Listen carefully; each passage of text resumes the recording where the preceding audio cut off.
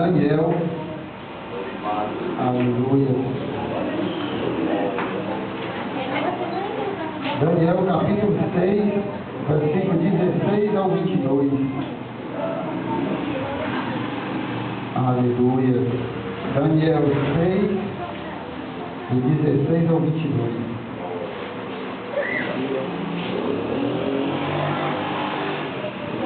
Amém, igreja? Amém. Então vamos ler. É o prefácio do capítulo 6 de Daniel na cova dos leões, né? Oh, glória!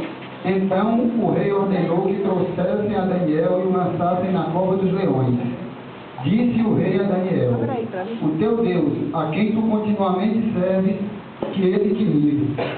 Foi trazida uma pedra e posta sobre a boca da cova. Selou-a o rei com o seu próprio anel e com um dos seus grandes, para que nada se mudasse a respeito de Daniel. Então o rei se dirigiu para o seu palácio, passou a noite em jejum e não deixou trazer à sua presença instrumentos de música e fugiu dele o sono.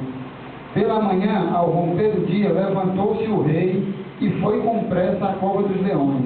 Chegando-se ele à cova, chamou por Daniel com voz triste.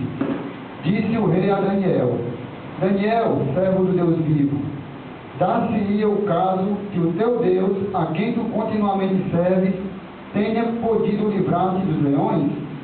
Então Daniel falou ao rei: ó rei, vive eternamente. O meu Deus enviou o seu anjo e fechou a boca aos leões, para que não me fizessem dano, porque foi achada em mim inocência diante dele. Também contra ti, ó rei, não cometi delito